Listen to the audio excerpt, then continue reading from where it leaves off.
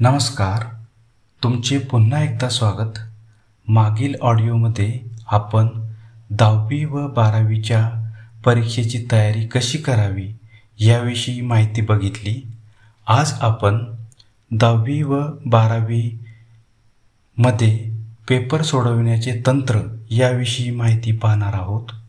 विद्यार्थी मित्रांनो, ही माहिती 2 भागात विभागली आहे।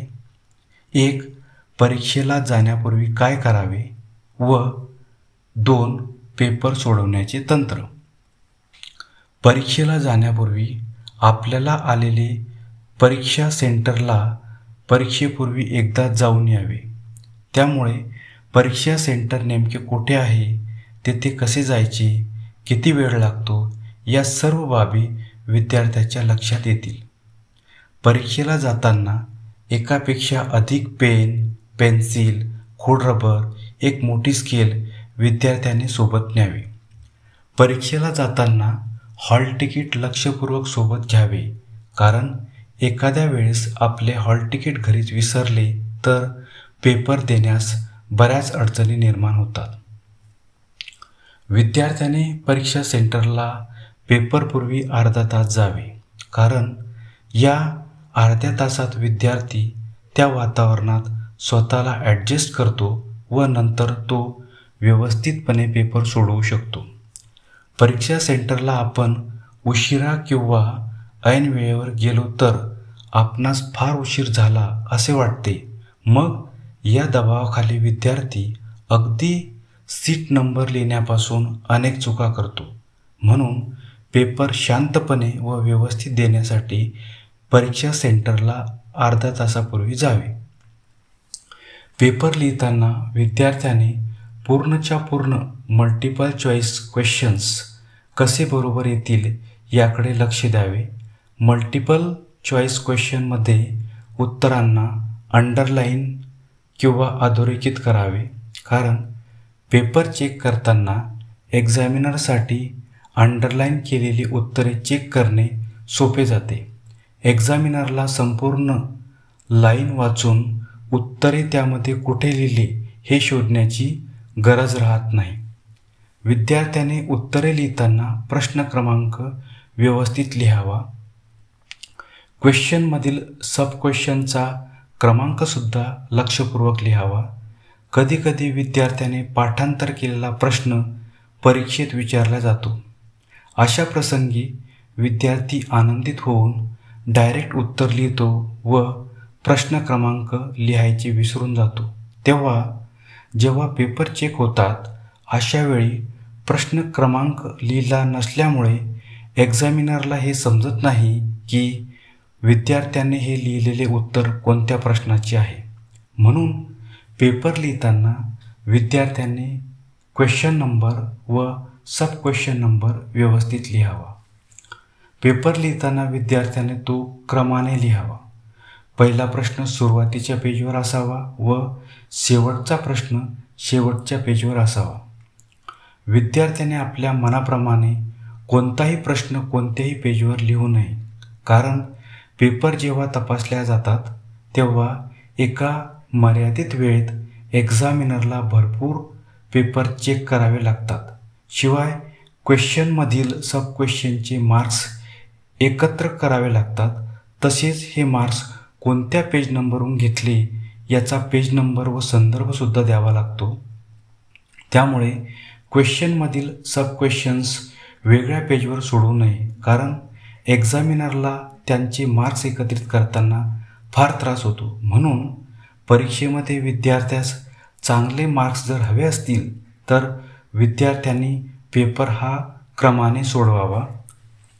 परीक्षेमध्ये चांगले मार्क्स मिळवण्यासाठी पूर्ण पेपर सोडवणे अत्यंत महत्त्वाचे आहे। म्हणून पेपर सोडवताना वेळेचे व्यवस्थापन करावे।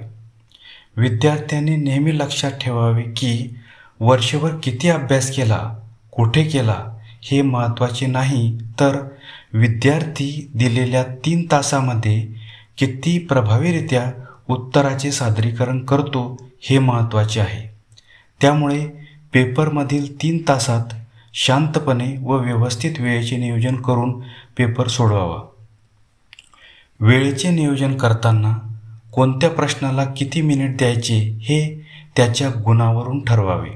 समजा तुमचा पेपर 80 मार्क्सचा आहे व वेळ 3 तास आहे, तर 80 मार्क्स भागिले 180 मिनिट म्हणजे एका गुणासाठी 2.25 मिनिट वेळ तुम्हाला देता येईल. समजा तुमचा पेपर 11 वाजता सुरू झाला, तर पहिला प्रश्न जर 10 मार्क्सचा असेल तर तो दिलेल्या गणिताप्रमाणे 11:22 लिहावा. 11:23 तुमचा दुसरा प्रश्न लिहिण्यास सुरुवात करावी. असे जर केले तर वेळेत तुमचा पेपर पूर्ण होईल. विद्यार्थ्याने टाईम मॅनेजमेंट करताना असे करावे की संपूर्ण पेपर सोडवून शेवटी 5 मिनिटे शिल्लक राहावी. या शेवटच्या 5 मिनिटांमध्ये लिहिलेल्या सर्व उत्तरांना व्यवस्थित प्रश्न क्रमांक लिहिले आहे किंवा नाही हे तपासता येईल.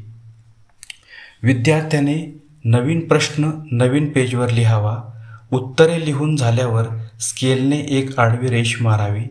त्याचा फायदा एक्झामिनरला पेपर चेक करताना कोणत्या प्रश्नाचे उत्तर कुठे संपले हे लगेच लक्षात येईल व एक्झामिनरला व्यवस्थित गुणदान करणे शक्य होईल. दीर्घोत्तरी प्रश्नाचे उत्तर लिहिताना विद्यार्थ्यांनी ते उत्तरे मुद्देसूद लिहावी, मुद्द्यांना अंडरलाईन करावे. विद्यार्थ्यांनी परीक्षेत उत्तरे लिहिताना उत्तरे लेंदी लिहू नये. प्रश्नामध्ये नेमके काय विचारले हे समजावून घ्यावे व कमीत कमी शब्दात जास्तीत जास्त आशय कसा येईल याप्रमाणे उत्तरे लिहावी. उत्तराच्या कोणत्या भागाला कसे गुण द्यायचे याची बोर्डाची स्कीम ऑफ मार्किंग ठरलेली असते. जसे की इंग्रजीमध्ये लेटर रायटिंगमध्ये recipient address, subject, reference, salutation, main body of the letter, ending of the letter याप्रमाणे मार्क्सची विभागणी झालेली असते. म्हणून विद्यार्थ्यांनी आपल्या शिक्षकाकडून प्रत्येक विषयाची प्रत्येक प्रश्नासाठी असलेली स्कीम ऑफ मार्किंग समजावून घ्यावी.